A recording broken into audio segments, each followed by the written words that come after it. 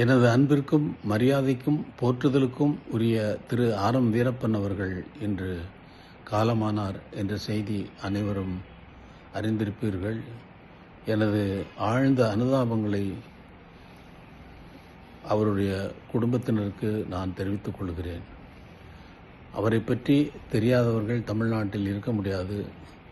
அவர் எம்ஜிஆரிடம் உதவியாளராக பணியாற்றிய காலங்கள் ஒரு பெரிய எம்ஜிஆருக்கும் சரி, திரையுலகத்திற்கும் சரி, ஆர்.எம். வீரப்பன் அவர்களுக்கும் சரி, அது ஒரு பெரிய பொற்காலம் என்பதை யாரும் மறுக்க முடியாது. அவரை வைத்து வெற்றி படங்களை தயாரித்து திரையுலகிலே தனிப்பெரும் பெயர் பெற்றவர். அது மட்டுமல்லாமல் இலக்கியத்துறையிலும் கம்பன் கழகம் என்ற பெயரில்